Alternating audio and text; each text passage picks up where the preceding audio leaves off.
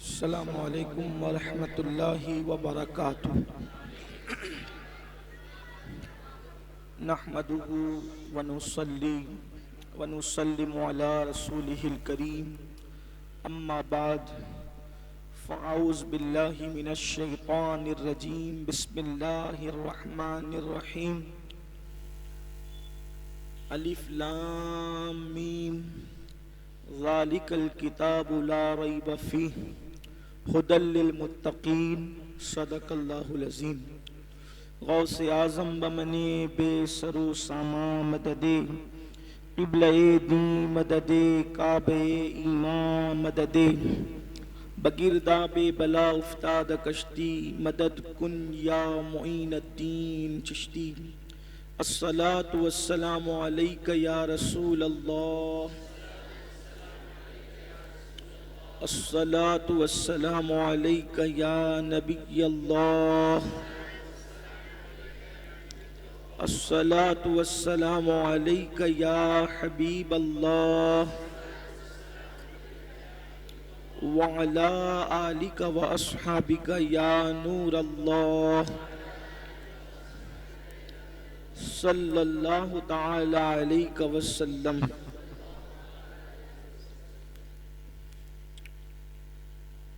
आज हमारे मरकज़ पर जो मदरसा चलता है, यूँ तो आपने सुना मुफ्ती साहब से, ये भी खुशखबरी आपको सुना दूँ कि मुफ्ती साहब भी फरमा रहे थे कि अपने यहाँ के जामिया में आलिम कोर्स, हाफिज़ कोर्स के साथ मुफ्ती कोर्स भी है।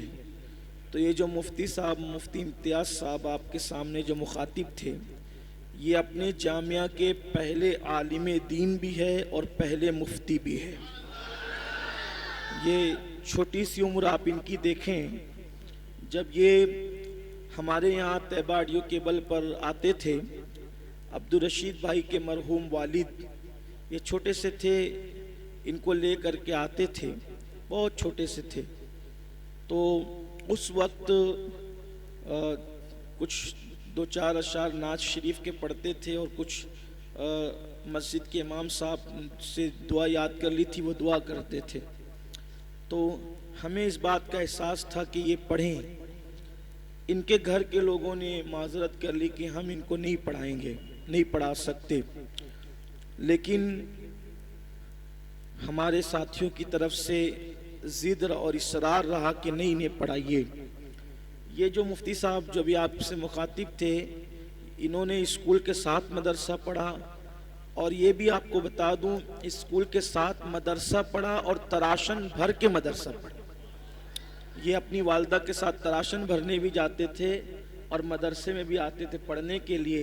और आज ही हमारे सामने मुफ्ती की हैसियत से, और जो है वो अपने यहाँ जो दूसरा दारुल हमने शुरू कर दिया पिछले साल से, ख़त्म कुरान की महफिल में जो ऐलान किए थे, तो इस मदरसे का नाम जामे आले रसूल, जो अपने मरकज़ पे चलता है, इसका नाम ही जामे आले रसूल है। और ये जामे आले रसूल जो निस्बत है, आले रसूल कहते हैं सैयदा फ़ातिमा से लेकर इमाम मेहंदी तक, हुजूर की जितनी औलाद है उन सबको आले रसूल कहते हैं। तो हमने सोचा कि कोई किसी के नाम से रखता है, कोई किसी के नाम से रखता है, तो हुजूर की औलाद में से कोई छूटने ना पाए, सैयदा फ़ातिमा से लेकर इमाम मेहंदी तक सब के नाम से एक मदरसा हो जाए, उसका नाम रहे जामिया आले रसूल। और उसकी बरकत आप देख रहे हैं कि ये 250 बच्चे जो पढ़ते हैं, ये आप यकीन जाने उर्दू में नात पढ़ना आसान है और बच्चों को नात रटाना भी आसान है। हालांकि बच्चे अगर आकर पढ़े, नात शरीफ भी पढ़े ना, तो ये बहुत बड़ी बात है। लेकिन बच्चों ने उर्दू में नात शरीफ पढ़ने की बजाय नात ही पढ़ी, ये नात ही पढ़ी, मगर किसी शायर की लिखी हुई नहीं, बल्कि उनके मौला की नाजिल की हुई नात, जिसे कुरान मुकद्दस कहते हैं।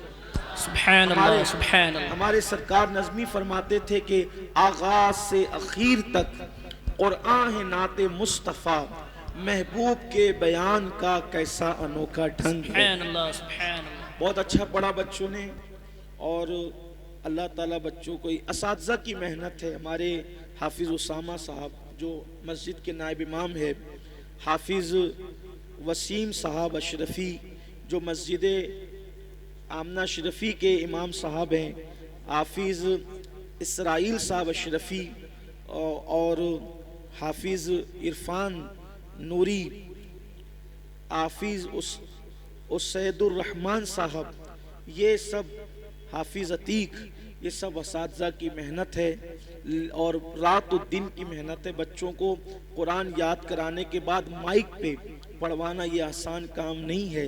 और 250 बच्चे, और इस मदरसे के जो सदर मुदर्रिस है हज़रत मौलाना मुफ्ती इम्तियाज़ साहब जो निज़ामत कर रहे थे, वो है इन सब की मेहनतें, कोशिशें, काविशें। हम यहाँ पर महफिल नात भी रख चुके हैं, तकरीर की महफिल भी रख चुके हैं। मुसाबक़े की महफिल रखने का मकसद ये है कि हमारे बच्चों में कुरान पढ़ने का जज्बा पैदा हो। और याद रखें, आप अच्छी तरह जानते हैं कि कुरान जैसी किताब, आसमानी किताबें और भी है, लेकिन कुरान जैसी किताब न इससे पहले आई और अब इसके बाद तो कोई किताब आ भी नहीं सकती।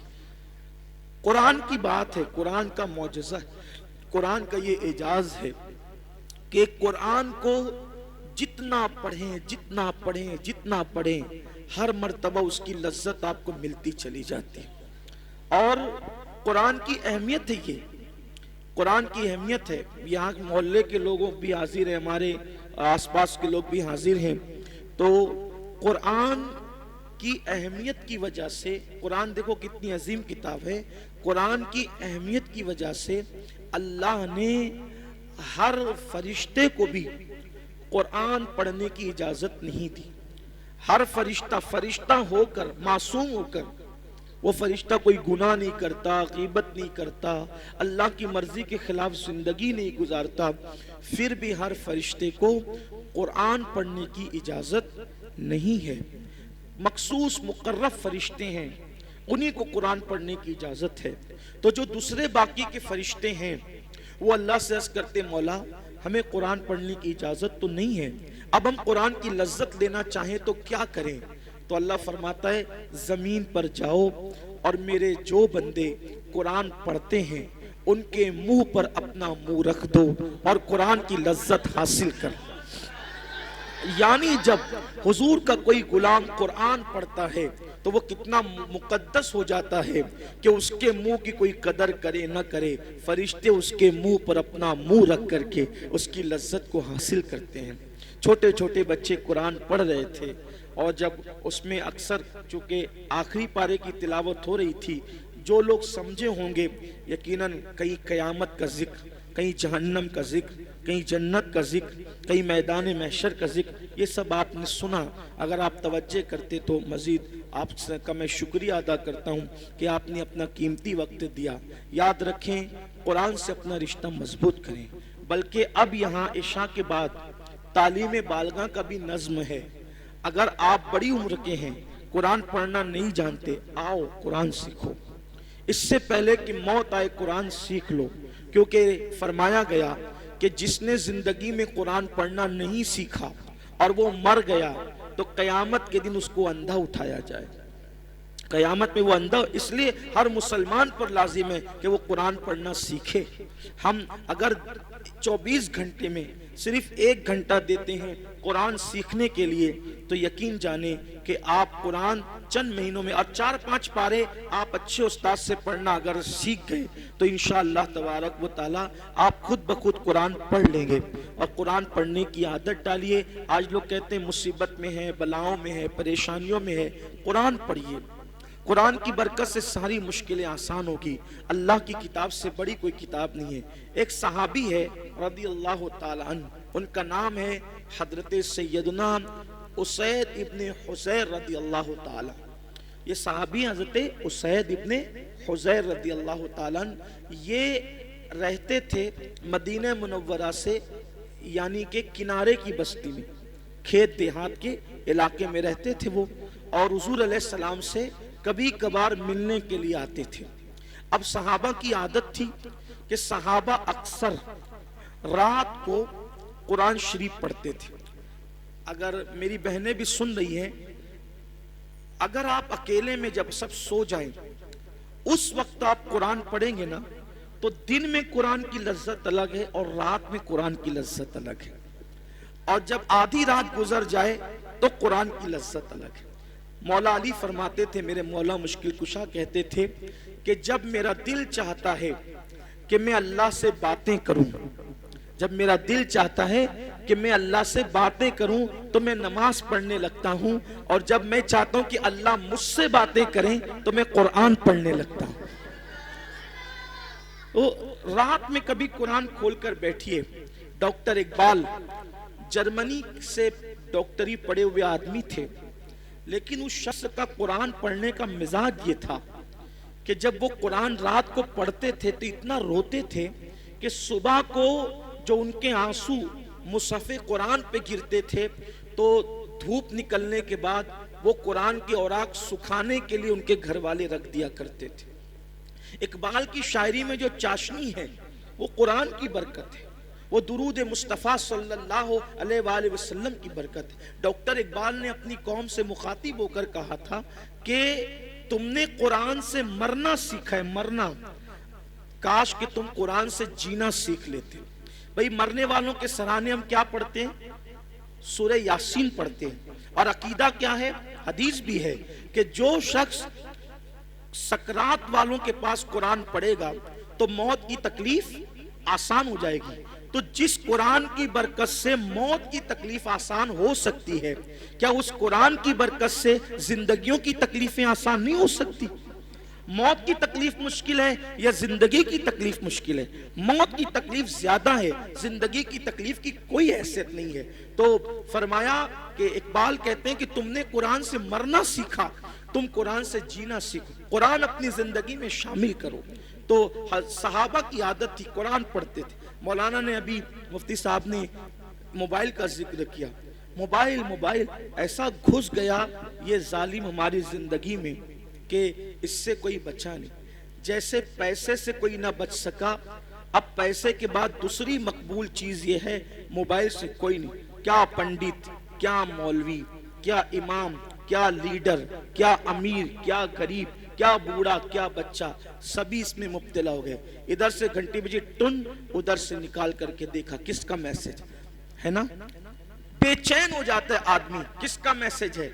नादान अननोन पर्सन का मैसेज देखने में तुझे इतना शौक और इतनी दिलचस्पी है, कभी खुदा का मैसेज देखने में भी तुझे दिलचस्पी हुई?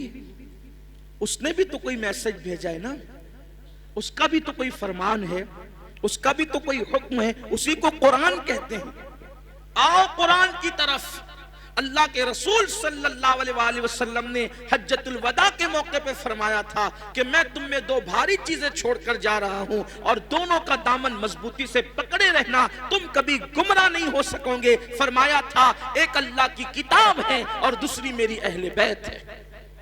और ये भी फरमाया था, ये भी कहा था कि ये दोनों कभी जुदा नहीं होंगे, हत्ता के हौज़े कौसर पर मुझसे आकर मुलाकात करेंगे। इमाम हुसैन ने करबला में बता दिया कि नाना के फरमान की हक्कानियत क्या है। फरमाया कभी जुदा नहीं होंगे। गर्दन कट गई, हुसैन कुरान पढ़ के बता रहे हैं, लोगों देख लो अभी भी कुरान से हमारा ताल्लुक कितना मजबूत है। जान से हमारा ताल्लुक कट चुका है लेकिन कुरान से हमारा ताल्लुक अब भी बाकी है। और हुसैन पाक ने कुरान पढ़ा, नेज़े पर कुरान सुनाया, तो ये कुरान है। और उनके वालिद तो कैसे कुरान पढ़ते थे। मौला अली कैसे फरमाते थे कि मैं घोड़े की एक जीन पर कदम रखने के बाद दूसरे जीन पर कदम रखने से पहले पूरा कुरान खत्म कर लिया करता हूं। अभी लोग तामक तोइयां कर रहे हैं कि ये कैसे हो सकता है। फरमान पर सबका यकीन है, फरमान पर सबका यकीन है कि मौला अली ने कहा घोड़े की एक जीन पर कदम रखने के बाद दूसरे पर कदम रखने से पहले पूरा कुरान खत्म कर लेता हूं। कैसे? अगर कभी वक्त रहा तो ये राज जरूर बताऊंगा कैसे, लेकिन यहां उन्वान कुरान है, इसलिए इंशाअल्लाह किसी मौके पर मुझे याद दिलाइए, जब मौला अली पर गुफ्तगू हो तो बताएंगे कि एक जीन पर कदम रखने के बाद दूसरे जीन पर कदम रखने में कितना टाइम लगता है। कभी घोड़ा देखा है? उस पे बैठे हो, सुन्नत समझ के कभी बैठना। पहले लोग बारात में बैठते थे, अब बंद हो गया। अगर चालू भी हो जाए तो मुझे कोई नुकसान नहीं, बैंड बाजा बंद करो, घोड़े पे बैठ के जाने में क्या प्रॉब्लम है? वो तो सवारी है ना। और सुन्नत की नियत से बैठ जाए तो भी सवाब ही मिलना है। घोड़े पे जाना जो है वो गलत नहीं है, बैंड बाजे के साथ जाना गलत। अल्लाह का शुक्र हमारे शहर से ये बला खत्म हो गई है, तो घोड़े पे बिठा के नाशी पढ़ते हुए जा सकते हैं। इस नियत से कभी बैठ जाया करो कि मेरे महबूब की सुन्नत है। तो मेरे जैसा सुस्तर आदमी घोड़े की एक जिन पे कदम रखने के बाद मुझे दूसरे जिन पे कदम रखने में जितना टाइम लगा था वो 2 से 3 सेकंड थे बस मेरे सुस्त आदमी के लिए। तो मौला मुश्किल कुशा तो बड़े फुर्तीले थे ना, एक हाथ में खैबर उखाड़ा, वो भी सीधे हाथ से नहीं बल्कि दूसरे हाथ से। और कितना था वो खैबर? इमामुल मुतकल्लिमीन मौलाना नकी अली खान अलैहि रहमा आला हज़रत के वालिद ने लिखा है अपनी किताब में कि उखाड़ करके दूसरे हाथ से जब खैबर फेंका है दरवाजा, तो 70 लोग मिलकर उसको उठा नहीं सके। जिसको 70 लोग मिलकर दोनों हाथ से नहीं उठा पाते हैं, उसको हुसैन का बाबा अकेले उखाड़ के फेंक देता है। तो कितने फुर्तीले थे ना वो, क्या ताकत थी, क्या चाको चौबंद थे, अलग उन्वान है। तो सहाबे किराम कुरान पढ़ते थे। हम मोबाइल में बहुत मैसेज देखते हैं, थोड़ा बल्कि मोबाइल में कुरान डाउनलोड कर लो, कुरान मोबाइल में डाउनलोड कर लो, पढ़ो कुरान पढ़ो, उसकी बरकत मिलेगी। कुरान पढ़ने से बेखौफी पैदा होती है, कुरान पढ़ने से बेखौफी पैदा होती है, कुरान पढ़ने से अल्लाह पर यकीन पैदा होता है, कुरान पढ़ने से ईमान मजबूत होता है, कुरान पढ़ने से इंसान अल्लाह का करीबी बन जाता है, कुरान पढ़ने से अल्लाह का कुर्ब नसीब होता है। हर अल्लाह के वली की जिंदगी उठा के देख लो, वो रात को आपको कुरान पढ़ते मिलेंगे। और जब तक हम रातों को कुरान पढ़ते थे उस वक्त तक के हम पर कोई जालिम हुक्मरान मुसल्लत नहीं था, हम सब पर गालिब थे और लोग मगलूब थे। लेकिन जब से हमने कुरान पढ़ना छोड़ दिया अब मगलूब ही होते जा रहे हैं। तो हुजूर के सहाबी हैं हजरत सैयदना उसैद इब्ने हुज़ैर रज़ी अल्लाह तआला। हजरत उसैद बिन हुज़ैर रात को कुरान पढ़ रहे थे, कुरान मुकद्दस की तिलावत कर रहे थे, और देहात का, खेत का, जंगल का माहौल था। उनका घोड़ा खड़ा हुआ था, वहां पर बंधा हुआ था बल्कि घोड़ा, और पास ही में उनका बच्चा सोया हुआ था। तो जब वो कुरान पढ़ते थे, अच्छा सहाबा कुरान पढ़ते थे ना तो वो बुलंद आवाज से पढ़ते, और कुरान बुलंद आवाज से पढ़ने का भी एक अलग लुत्फ है, उसकी एक अलग लज्जत है। धीरे धीरे पढ़े तो भी अच्छी बात है, लेकिन जब आदमी उसको बुलंद आवाज, बाज बच्चों ने कुरान ऐसा पढ़ा कि कुछ लोगों की आंखें भीग गई, कुछ अल्लाह के बंदों की। और ये भी ये ईमान की अलामत है, कुरान ने कहा है। कुरान कहता है कि ईमान वालों की पहचान है जब उनके सामने कुरान पढ़ा जाता है तो उनकी आंखों से आंसू निकल पड़ते हैं, उनका ईमान बढ़ जाता है, आंसू निकल पड़े। छोटे छोटे बच्चों ने जो कुरान पढ़ा ना, आंसू निकल पड़े। और कुरान को आंसुओं के साथ ही पढ़ना चाहिए, कुरान को आंसुओं के साथ पढ़ना चाहिए, बल्कि कुरान मुकद्दस पढ़ते वक्त तो आंसू ना आए तो आंसू निकालने की कोशिश करना चाहिए। आंसू नहीं निकलते तो कम से कम रोने जैसी सूरत बना लेना चाहिए। ये कुरान पढ़ने का तरीका है। एक बार किसी ने हजरत अब्दुल्ला इब्ने मसूद के सामने कुरान पढ़ा तो उन्होंने फरमाया तिलावत तो हो गई, आंसू कहाँ है? इसलिए कि कुरान रोते हुए पढ़ना चाहिए। अब आजकल वो रिवाज न रहा तो कम से कम चले रोने जैसी सूरत ही बना लिया करें कुरान पढ़ते वक्त। दुनिया क्या कहेगी इसको छोड़ दें। अगर कोई रियाकार कहता है तो कहे, कोई रोतड़ा कहता है तो कहे, हमें दुनिया से क्या लेना, लेकिन कुरान रोते हुए पढ़े। मगर ये नहीं कि रोते वक्त ये नियत करें कि लोग देख के समझे कि हम कितने अल्लाह वाले हैं, ये रियाकारी। ये सोचे ना कि अल्लाह देख रहा है, उसे पसंद आ जाए, आंसू उसको पसंद आ जाए। उसैद इब्ने हुज़ैर कुरान पढ़ रहे थे। कुरान पढ़ते पढ़ते अचानक उन्होंने क्या देखा कि उनका घोड़ा बिदकने लगा, उछलने लगा। अब घोड़ा हिनहिना करके, वो घोड़ा कैसी आवाज निकालता है ना, हिनहिना करके जब वो उछलने लगा तो उन्होंने देखा कि बच्चा करीब में सोया है, कहा ये उछल कूद करेगा कहीं मेरे बच्चे को कुचल ना दे, तो उन्होंने तिलावत रोक दी। और जब तवज्जो की तो क्या देखा कि आसमान से कुछ नूर की किंदीलें जमीन पर आ रही थी तिलावत के वक्त, और जब इन्होंने तिलावत मौकूफ कर दी तो वो किंदीलें वापस जाने लगी।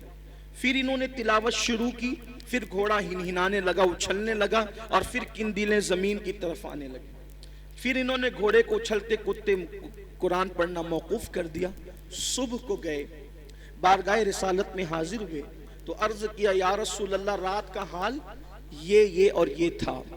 अब गायबदा नबी ने जब ये सुना, सरकार फरमाते हैं तुम कुरान पढ़ रहे थे तो तुम्हारे कुरान को सुनने के लिए रहमत के फरिश्ते नाजिल हो रहे थे। उसको देख करके घोड़ा बिदक रहा था और हिनहिना रहा था।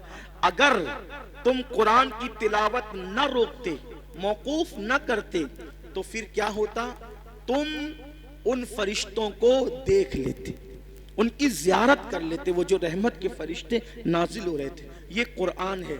हमारा मिशन ये है सुन्नी दावत इस्लामी का, बल्कि सुन्नी दावत इस्लामी सिर्फ सफ़ेद अमामे वाले चंद अराकीन की तंजीम नहीं है, ये हर आशिक रसूल की तंजीम है। तो ये अपनी जो सुन्नी दावत इस्लामी, इसका मिशन ये है हर बच्चा कुरान पढ़े। इसलिए कुरान की खिदमत के लिए पूरे शहर में 60 से ज़्यादा मदरसे हो गए, 2 दारुल लड़कों के हो गए, 2 दारुल लड़कियों के हो गए, और ये सिलसिला जारी है। इंशाअल्लाह तबारक व तआला ये सिलसिला मज़ीद जारी रहेगा। मेरी गुजारिश है आप सुन्नी दावत इस्लामी के मदारिस का ताउन करें, मदद करें, ताकि ये सिलसिला चलता रहे। ये पहला मुसाबिक़े कुरान था। अल्लाह से दुआ करें हर साल ये होता रहे। और मुझे खुशी है कि कुरान सुनने के लिए आप इतनी देर तक के बैठे। अल्लाह आप सबको इसकी जज़ा अता करे, बेहतर सिला अता करे। देखो कुरान की बड़ी बरकत है। मेरा ये पैगाम आज मैं आपको देना चाहता हूँ, कम से कम अपनी आदत बनाएं कि सोने से पहले 4-5 आयतें ही पढ़ लिया करें, एक रुकू ही पढ़ लिया करें, ज़रूर पढ़ें। आप देखें कुरान शरीफ में एक सूरत है, कुरान शरीफ में एक सूरत है, अगर सोने से पहले उस सूरत को आप पढ़ लें, रोजाना पढ़ने की आदत डालें, तो ये सूरत की तासीर ये है कि आप जो सोचोगे वो होगा, जो सोचोगे वो होगा। उस सूरत का नाम है सूरह मुज़म्मिल। 2 रुकू पर मुश्तमिल है ये सूरत, और 5 मिनट से भी कम का वक्त लगता है। 5-6 दिन अगर आप उसको रेगुलर पढ़ेंगे ना सूरह मुज़म्मिल को, तो आपको ये ज़बानी याद हो जाएगी, और आप सूरह मुज़म्मिल पढ़ने के आदी बने। जादू से बचेंगे, सहर से बचेंगे, बलाओं से बचेंगे, ये है। फिर भुखमरी से बचना है, फाका कशी और गुर्बत से, यानी मालदार बनना है। सोते टाइम सूरह वाक़िया की तिलावत कर। सूरह वाक़िया मालदार बनाने वाली सूरत है। एक मर्तबा हज़रत सैयदना अब्दुल्ला इब्ने मसऊद रज़ी अल्लाह ताला अन्हु, आपके विसाल का वक्त करीब था। हज़रत सैयदना उस्मान गनी आपके घर गए और जाने के बाद कहने लगे, भाई अब्दुल्ला, आपकी बड़ी दीनी खिदमत है, अब ऐसा लगता है कि तुम दुनिया में ज्यादा दिन तक नहीं रहोगे, और तुम्हारी बेटियां हैं, और आप मुझे वसीयत कर दे कि मैं आपकी बेटियों के लिए क्या खिदमत कर सकता हूँ। हज़रत अब्दुल्ला इब्ने मसूद उठकर बैठ गए, कहने लगे, उस्मान मेरे भाई, याद रखो मेरी बेटियां कभी भूखी नहीं रहेगी, मेरी बेटियां कभी फाके से नहीं रहेगी, मेरी बेटियों को कभी माल की तंगी नहीं होगी, आप पैसों की बात ना करें। हजरत उस्मान गनी ने कहा, क्यों अब्दुल्ला, हम तो ये समझ रहे थे कि तुम्हारे पास माल नहीं है, इतने यकीन से जो बात कह रहे हो ऐसा लगता है कि शायद तुमने बेटियों के लिए बहुत माल इकट्ठा कर रखा है। अब्दुल्ला बिन मसूद कहते हैं, नहीं, बेटियों के लिए माल इकट्ठा नहीं किया है, मुझे अपने नबी के फरमान पे भरोसा है। अल्लाह के रसूल अलैहिस्सलाम ने फरमाया कि जो सोने से पहले सूरह वाक़िया की तिलावत कर लेगा उसके घर में कभी फाका कशी नहीं हो सकती। मैंने मेरी बेटियों को सूरह वाक़िया की तिलावत करने का आदी बना दिया है, जब तक वो सूरह वाक़िया पढ़ती रहेगी इंशाअल्लाह कभी उनको फाका कशी की नौबत नहीं आएगी। ये सहाबा का यकीन था। बहुत सारी बच्चियों को रिश्ते नहीं आते, सूरह यासीन पढ़े, असर के बाद पढ़े, उनको अच्छे रिश्ते आएंगे। कुरान में सब है लेकिन कुरान पढ़ना नहीं चाहते, तावीज़ लेना चाहते हैं, तावीज़ लेना चाहते हैं, वजीफे पढ़ना चाहते हैं, कुरान से बढ़कर कौन सा वजीफा है वो बताएं ना आप। कुरान से बढ़कर कौन सा वजीफा है? देखो हुजूर गरीब नवाज रदी अल्लाह ताला जयपाल जोगी के सारे जादू का जवाब सिर्फ एक आयत से दिया है गरीब नवाज ने, उसको आयतुल कुर्सी कहते हैं। आयतुल कुर्सी से जयपाल जोगी हार गया, गरीब नवाज के मुकाबले में नहीं आ सका। वो सूरे फलक सूरे नास पढ़ के दम कीजिए, नजर बद खत्म होगी। बच्चे जो शाम के वक्त रात रात भर रोते हैं, फलक और नास पढ़कर दम करो, बच्चे रोना बंद कर देंगे, नहीं रोएंगे बच्चे। नजर लगती है, 3 मरतबा लिलाफ कुरैश पढ़ो, नजर फौरन खत्म होगी। अब आप कहेंगे हम तो करते हैं ना, लेकिन असर नहीं होता। यही बात खास है, ये बात खास है। एक मुझे बहुत खूबसूरत बात यहाँ याद आई। हमारे मुर्शिद आबरूए सिलसिले चिश्तिया शहबाज औलिया हजरत सैयदी बाबा फरीदुद्दीन गंज शकर रदी अल्लाह ताला, ये सिलसिले चिश्तिया की आबरू है। बाबा फरीद बड़े प्यारे बुजुर्ग हैं, बाबा फरीदुद्दीन। गरीब नवाज ने कहा था, कुतुबुद्दीन ऐसे शहबाज का तूने शिकार किया है कि इसके जरिए से क़यामत तक तेरा नाम जिंदा रहेगा। बाबा फरीद के पास एक औरत आई और आकर कहती, सरकार मेरी बेटी की शादी है, पैसों का इंतजाम नहीं, सरकार इंतजाम कर दे। अब वो अल्लाह वाले लोग, और बाबा फरीद जैसा अल्लाह वाला, बाबा फरीद जब पाकपटन में रहने गए थे शुरू में, तो एक दरख्त के नीचे कयाम था, और जो कपड़ों की पोटलियां और जो सामान की गठरियां थी ना, वो रखने को जगह नहीं थी। पंजाब के लोग यानी पाकपटन के लोग बहुत सताते थे, रहने नहीं देते थे। तो सामान कहाँ रखें अपना, था तो थोड़ा ही सामान, जगह तो चाहिए, तो दरख्त पे लटका कर रखते थे सामान। अब जिसका खुद का छत ना हो उसके पास आइए क्या कहने, मेरी बेटी की शादी नहीं, शादी है, पैसे का इंतजाम नहीं। अब बाबा फरीद, ओ बाबा फरीद, फरीद मतलब फरीद, ये उनका नाम नहीं फरीद, उनका नाम है मसूद और उनका लक़ब है फरीद। फरीद का मतलब होता है यक्ता, यक्ता, बेहमता, कोई हमसर नहीं, कोई सानी नहीं। उनके दौर में वो थे फरीदुद्दीन। बुढ़िया आई, आने के बाद कहा पैसों का इंतजाम नहीं। सरकार बाबा फरीद ने कहा एक काम कर माई, वो सामने जो ढेला पड़ा है ना मिट्टी का, वो ढेला मेरे पास ला। वो ढेला लाई, फरमाया पकड़ इसको। उसने ढेला पकड़ा, बाबा फरीद ने सूरे फातिहा पढ़ी 3 बार। कितनी बार? कौन सी सूरत? सूरे फातिहा का मतलब जोर से बोलिए, अल्हम्दुलिल्लाही, सबको याद है ना। सूरे फातिहा 3 बार पढ़ी, दम किया, फरमाया इसको ढांक ले और घर जाके खोलना। ढांक लिया, घर जाकर खोला तो वो सोना बन गई। मिट्टी क्या बन गई? सोना बन गई। अब वो शादी भूल गई। इंसान तो लालची होता है। बाबा साहब ने कितना आसान तरीका बताया मिट्टी को सोना बनाने का। उसने शादी भूल गई, बोला यार एक ढेले पे अगर पढ़ना ही है सूरे फातिहा तो फिर एक ढेले पे क्या पढ़ना। वो ढेले ही जमा करती रही मिट्टी के, पूरा घर भर दिया ढेले से। और जब रात हुई तो फातिहा पे फातिहा, फातिहा पे फातिहा, फातिहा पे फातिहा पढ़ती रही, फूकती रही, पढ़ती। रात से सुबह हो गई, वो मिट्टी के मिट्टी रही। उसने कहा बाबा साहब ने तो मेरे सामने यही पढ़ा था, इसके सिवा कुछ नहीं पढ़ा था, अब मैं सोना बना दिया। और मैं रात भर पढ़ी, गुस्से में सुबह आई, कहा सरकार क्या बात है ये? फरमाया माई क्या हुआ, तेरा मसला तो हल हो गया, नाराज क्यों है? कहा कि आपने सूरे फातिहा पढ़ा तो मिट्टी सोना बन गई। मैं पूरी रात, आपने सिर्फ 3 बार पढ़ा था, मैं पूरी रात पढ़ पढ़ के फूकती रही, वो मिट्टी के मिट्टी रही। और सही बताना आपने फातिहा के सिवा कुछ पढ़ा था? कहा नहीं फातिहा पढ़ा था, कुछ नहीं पढ़ा था। तो कहा कि आप पढ़ते तो सोना, हम पढ़ते तो मिट्टी। बाबा साहब ने मुस्कुरा के कहा ओ माई, फरीद जैसी जबान तो ला, फरीद जैसी जबान तो ला। किसी को टाइफाइड होता है, टाइफाइड का मर्ज, चाय पीता है तो कैसी लगती है? कड़वी। कैसी लगती है? बोलो चाय कड़वी है कि जबान कड़वी है? हैं? क्या कड़वी? आदमी कहता है चाय कड़वी है, आदमी क्या कहता है? चाय कड़वी नहीं है। अगर चाय कड़वी होती तो सबको कड़वी लगती, तेरी जबान कड़वी हो गई है। क्यों? क्योंकि तुझे बीमारी है, बीमारी की वजह से तुझे चाय कड़वी लग रही है। ऐसे ही जैसे टाइफाइड वालों को चाय कड़वी लगती है, वैसे हमें गुनाहों का टाइफाइड हो गया है। जिस दिन ये गुनाहों का टाइफाइड खत्म हो जाएगा, हम भी सूरह फातिहा पढ़ेंगे और मिट्टी सोना बनती चली जाएगी। लेकिन कोई बीमारी के ये गुनाहों के टाइफाइड से निकले तो सही। देखो, जो लोग कुरान पढ़ते, कुरान, उनके चिराग भी लोग नहीं बुझा सकते। मैंने बार बार अपनी कौम से कहा कि लोग हैरान है, कोरोना वायरस, एक भूत सवार हो गया कोरोना वायरस का। कोरोना वायरस, फिर ये वायरस और वो वायरस, सारे वायरस, ये वायरस में परेशान है।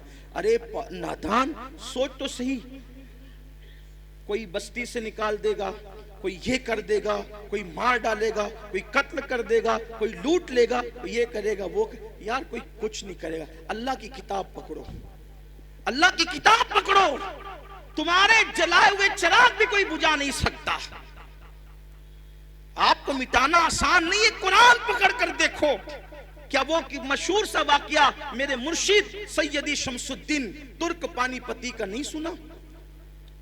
नहीं सुना कि सरकार साबिर कलियर ने कहा था, बाबा शाम्स जब तुझसे करामत का ज़ुहूर हो, समझ जाना मेरा इंतकाल हो गया, और आ जाना फिर सीधे कलियर, और फिर मेरा इंतकाल हो चुका होगा, लेकिन मुझे हाथ नहीं लगाना। शमसुद्दीन तुर्क पानीपती गए, दिन भर फौज में काम करते थे, रात को कुरान पढ़ते थे।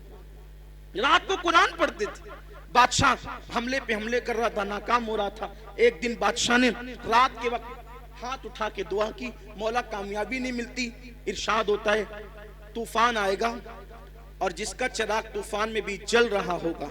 ये तो आपने बार बार सुना, उसका एंड सुन ले आप, आज खास उसका एंड सुन ले। शायद इसका एंड आपने नहीं सुना होगा अब तक, कम से कम मुझसे तो नहीं सुना होगा, उसका एंड सुन ले आप। बादशाह से कहा तूफान आएगा, चिराग नहीं बुझेगा। बादशाह तूफान का इंतजार करने लगा, तूफान आया। बादशाह बाहर निकला तो खेमे सबके उड़ गए थे। देखा कि एक चिराग जल रहा है, और वहां बैठकर कुरान पढ़ने वाला कुरान पढ़ रहा है। बाबा शमसुद्दीन क्या कर रहे थे? कुरान पढ़ रहे। वहां गए, पैर पकड़ लिए, सरकार आप दुआ कर दे किला फतेह हो जाए। फरमाया तू किसी गलत जगह आ गया, यहाँ क्या है?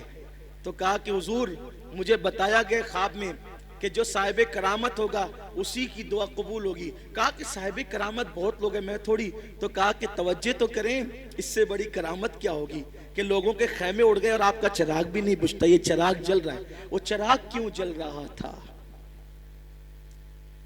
हजरत शम्स का चिराग क्यों जल रहा था? चिराग इसलिए जल रहा था कि वो चिराग की रोशनी में कुरान पढ़ रहे थे। चिराग की, यहां तो लाइट की रोशनी में भी कुरान नहीं पढ़ते, वो लोग चिराग की रोशनी में कुरान पढ़ते। तो मेरी गुजारिश है कुरान को आम किया जाए, कुरान को आम करें, कुरान पढ़ें, कुरान पढ़ाएं। अल्लाह ताला हम सबको कुरान पढ़ने की तौफीक अता फरमाए। और आज की इस मुबारक महफिल में अहद कर लें कि अपने घर के एक एक बच्चे को तवज्जो मेरी तरफ कर लें। बस अब इख्तिताम हो गया। ये जज हजरात तशरीफ ले आए हैं। जब जज आ जाते हैं तो फिर अपनी ज़रूरत नहीं रहती, और ये लोग मुझे बिठाते इसलिए कि जब तक जज नहीं आए तब तक बैठे। ये कोई तकरीर सुनने के लिए थोड़ी बिठाया है। ये तकरीर कहा कि जज आए तब तक बोलिए ना। तो हाँ, जज़ाकल्लाह, बड़ी नवाजिश। अल्लाह आप लोग को मोहब्बत और सलामत रखे। असल ज़िंदगी हंस बोल के गुजारने का ही नाम है। हाँ, गुस्से गर्मी वाले लोग चिड़चिड़े हो सकते हैं, मुत्तकी नहीं हो सकते। हुजूर सबसे बड़े मुत्तकी थे, लेकिन सबसे ज्यादा मुस्कुराते थे। मुस्कुराते रहिए, मुस्कुराते रखिए। जिसकी तस्कीन से, मेरे इमाम ने कहा, जिसकी तस्कीन से रोते हुए हंस पड़े, उस तबस्सुम की आदत पे लाखों से। मेरी गुजारिश है, सुन्नी दावत इस्लामी जैसी तहरीक आपके यहाँ अल्लाह के करम से मौजूद है, हमारे यहाँ मौजूद है। अपने घर के एक एक बच्चे को आलिम दीन, हाफिज कुरान बनाइए। अल्लाह के लिए बनाइए, आपका घर महफूज हो जाएगा। अगर आपका बच्चा हाफिज कुरान बन गया ना, हाफिज कुरान, तो वो अपने घर के खानदान के 700 लोगों की, ऐसे 700 लोगों की बख्शिश कराएगा जिन पर जहन्नम का अजाब लाजिम हो चुका हो, यानी जिनके लिए फैसला हो गया कि ये जहन्नम में जाएगा। वो हाफिज कुरान अल्लाह से कहेगा, मौला मैं हाफिज था ना, ये मेरे खानदान का आदमी, इसको बख्श दे। अल्लाह कहेगा जा तेरी वजह से बख्श दे। 700 लोग, वो इतनों को ले जाएगा, तो उस हाफिज का मर्तबा क्या होगा और उसके माँ बाप का मर्तबा क्या होगा। सुभान अल्लाह, क्या मर्तबा होगा उसके माँ बाप के सर पर ऐसा नूरानी ताज रखा जाएगा कि उसकी रोशनी से पूरा मैदान महशर मुनव्वर हो जाएगा। और इतना आसान है भाई, कितना आसान है। मैं ये नहीं कह रहा हूं आपको स्कूल से हटा लो, नहीं, स्कूल पढ़ते हुए हाफिज, यहां जितने बच्चे स्कूल पढ़ते हुए हिफ्ज कर रहे हैं, जरा खड़े हो जाओ। तो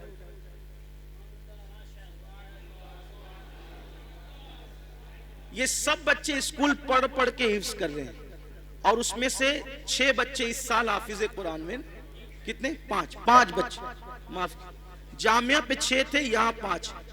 वो कौन बच्चे, 5 बच्चे, आप बैठ जाओ, वो 5 कौन है जो इस साल हाफिज हुए यहां से, ये 5 बच्चे। बेटा तुम क्या पढ़ रहे हो अभी, 10वीं पढ़ रहे हैं, क्या नाम बेटे, अकील अहमद। तुम क्या पढ़ रहे हो बेटा, कॉलेज में क्या कर रहे हो, हैं? ये सीए बन रहे हैं और हाफिज कुरान हो चुके हैं। तुम क्या कर रहे हो बेटा, हैं? स्कूल पढ़ चुके हैं। कौन से, कहां तक पढ़े हो, 10वीं तक पढ़कर इन्होंने कुरान हिफ्ज किया। तुम बेटा, ये 11वीं 8वीं, हमारे साथी हैं, पुराने साथी अब्दुल रशीद भाई, ये उनका बेटा है मोहम्मद रिजवान। हाँ, मैं भी सोच रहा था वहां बैठे बैठे, ये आखिरी में इन्होंने ही पढ़ा ना, पूरा हिफ्ज हो गया इनका मुकम्मल। मैंने सोचा इसके बाप का निकाह ही मैंने पढ़ाया था, अब ये इतना बड़ा हो गया कि इसका निकाह ही पढ़ाने का वक्त आ गया। अल्लाह ताला ने मुझे भी कितनी उम्र अता फरमाई, इसके बाप का निकाह ही पढ़ाओ, इसका ही पढ़ाऊंगा इंशाल्लाह, इसके बेटे का भी पढ़ाऊंगा। क्या नाम है बेटा, तुम क्या कर रहे हो, हैं? 11वीं ये भी पढ़ रहे हैं आर्ट्स में, और ये हाफिज कुरान। ये 5 बच्चे यही, स्कूल नहीं छोड़ना, स्कूल पढ़ते हुए दीन दुनिया दोनों साथ साथ बैठो। ये मैंने इसी मिंबर पे बैठकर खत्म कुरान के वक्त एक बात कही थी कि हम वो दौर चाहते हैं कि जो तरावी पढ़ाने वाला हो वो डॉक्टर हो, टीचर हो, वकील हो, इंजीनियर हो। इंशाल्लाह ये मंजर आप चंद सालों के अंदर अंदर देखेंगे। आपका ताउन चाहिए, आपकी मदद चाहिए। मदद और ताउन में ये नहीं कह रहा हूं कि चंदा देकर करो, चंदा देना हो दो, मत देना हो मत दो, चंदे की कोई बात नहीं है। दीन का काम अल्लाह रसूल की मदद से चलता है। अपने बच्चे दो हमें, अपने बच्चे, आपसे हमें ये ताउन चाहिए कि आपके बच्चे चाहिए हमें। और जैसे आप स्कूल के लिए अपने बच्चों को तंबी कर करके भेजते हैं, वैसे मदरसे में भेजिए यहाँ। और रिपोर्ट, मुफ्ती साहब ने कहा ना, हर महीना रिपोर्ट जा रही है, मेहनत हो रही है। दारुल में जो बड़े दारुल में जो तनख्वाह दी जाती है, सुन्नी दावत इस्लामी वो इस मदरसे में दे रही है पार्ट टाइम पढ़ाने वालों को। वजह कि बच्चे अच्छे से तालीम हासिल करें, सिलसिला जारी रहे, मजबूत तालीम हो, तो माँ बाप के सर पे ताज होगा, ताज। कुछ आखिरत के लिए कर लो। आपका बच्चा, मैं ये थोड़ी कहता हाफिज बनने के बाद आप इमामती कराइए। अरे हाफिज बनने के बाद आप उसको किराना दुकान पे बिठाइए, साल भर किराना दुकान संभालेगा, उसके बाद वो रमजान शरीफ में तरावी पढ़ाएगा। औरंगजेब साल भर हुकूमत संभालते थे और रमजान शरीफ में दिल्ली की जामा मस्जिद में तरावी पढ़ाते थे। और कैसे हाफिज बने, अब वो बात पूरी बोल के पूरी कर देता हूँ, खत्म कर देता हूँ। जो लोग सुन चुके हैं वो सुन चुके, जो नहीं सुने उन तक पहुंचे। मेरी बहनों तक मेरी आवाज पूरे शहर में पहुंच रही है। माओ से भी कहता हूँ, जन्नती बनना है, मौका है, अपने बच्चों को आलिम हाफिज बनाओ। आपके लिए निजात का जरिया बनेगा आपका बच्चा। औरंगजेब के बेटे हाफिज कुरान बने, हाफिज कुरान बने तो औरंगजेब ने कहा, जाओ बेटा दादा को सलाम कर, यानी शाहजहां को। किसको? साहिब आलम शाहजहां को सलाम करके वो गए। और जाने के बाद शाहजहां को, जिनका लक़ब था हिंदुस्तान में साहिब आलम, साहिब आलम जिल्ले इलाही, तारीख में उनके अलक़ाबात, बड़ा बादशाह, बड़ा बादशाह, इतना बड़ा बादशाह होकर भी कभी तहज्जुद नहीं छूटी उस शख्स से। शाहजहां तहज्जुद गुजार बादशाह गुजरा है, कभी नमाज नहीं छूटी उस शख्स की। शाहजहां जिसे लोगों ने तारीख उलट पलट कर दी, बादशाहों से बदगुमान करा दी, तो हजरत साहिब आलम शाहजहां से कहा कि जाओ दादा को सलाम करके आओ, शाहजहां को सलाम करके आओ। ये बैठे थे किले में, बच्चे आए, दादा जान अस्सलाम वालेकुम। हाँ बेटा सलाम, ईद है आज। नहीं दादा ईद नहीं है, लेकिन ईद से बड़ा दिन है। कहा क्या ईद से बड़ा दिन? तो कहा कि आज हम दोनों भाइयों का कुरान खत्म हो गया, हमने हिफ्ज कर लिया। कहा चलो भागो यहाँ से। और दादाजी हिफ्ज किया ना? कहा हाँ इसीलिए भगा रहा हूँ। कहा क्यों? इसमें तो बेटा तेरे बाप का फायदा है, हमारा क्या फायदा है? तेरे बाप के सर पे जन्नत का ताज सजेगा ना। अरे उस दिन मुझे खुशी होती कि मेरा बेटा भी हाफिज कुरान होता।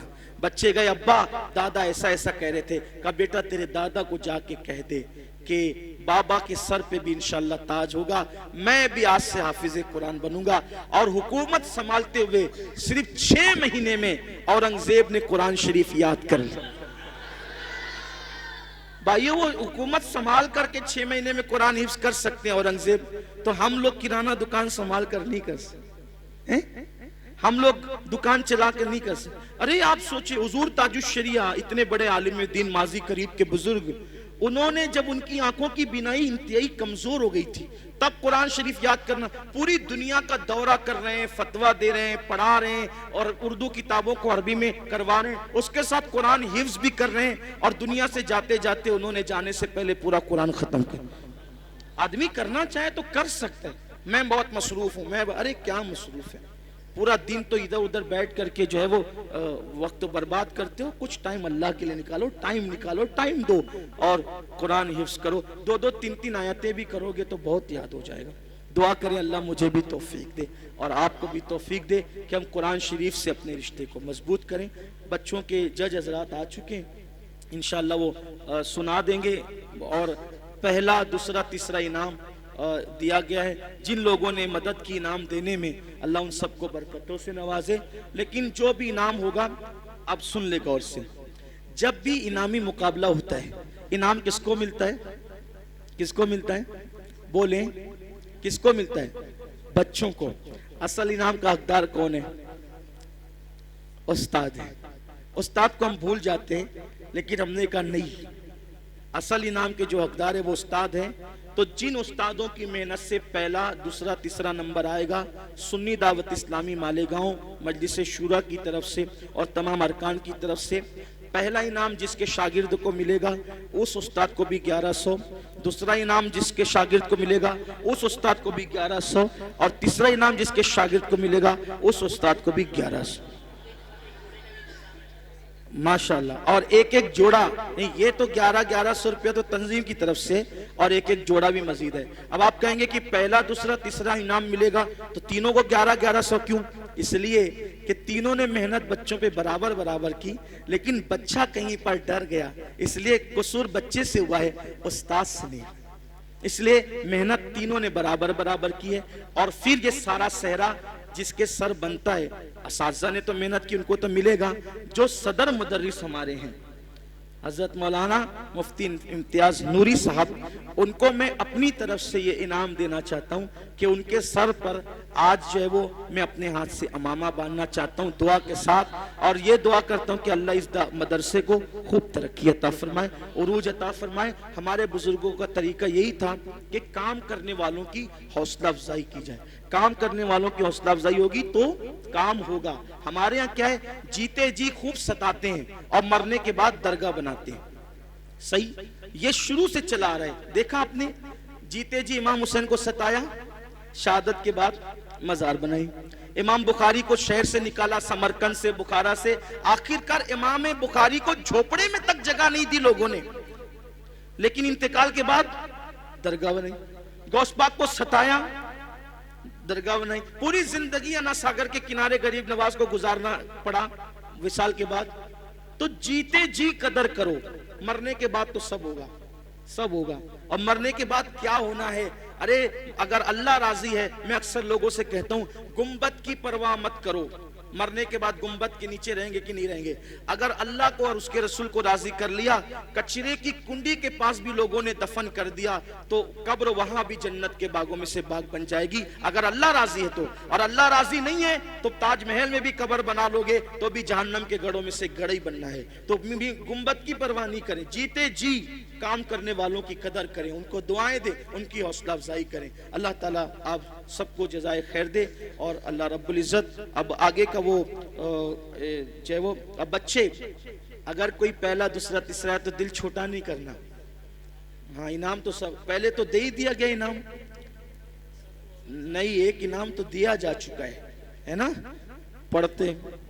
हाँ, एक इनाम था गौस पाक की तरफ से, हर बच्चे के लिए दे दिया गया। मैंने कहा था ऐलान नहीं करना, तो जिसने दिया उसके नाम का ऐलान नहीं होगा, लेकिन इनाम था गौस पाक की तरफ से, सब बच्चों को मिल गया वो इनाम। पढ़ते गए लेते गए ना, सबको दे दिया जा चुका है। अब जो है वो कुछ और इनाम भी सब बच्चों के लिए रहेगा, और पहला दूसरा तीसरा इनाम। बच्चों आज आपने पढ़ा, खूब अच्छा पढ़ा, लेकिन आगे और मेहनत करने, इससे मजीद पढ़ना है आपको। आइए पहले मैं मुफ्ती साहब को मावा बांध देते हैं और उसके बाद फिर जो है इनाम का ऐलान करते हैं। नारे तकबीर, नारे रिसालत, उलमाए अहले सुन्नत, हजरत मौलाना मुफ्ती इम्तियाज साहब किबला।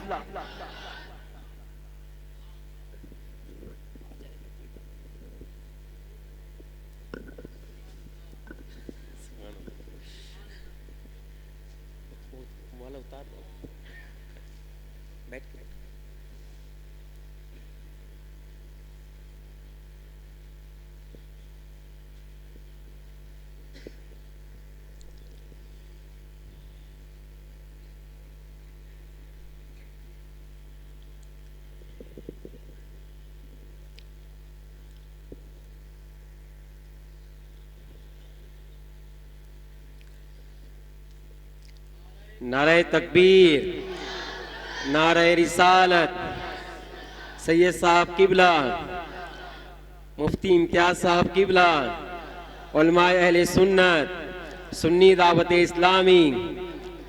सुभान अल्लाह।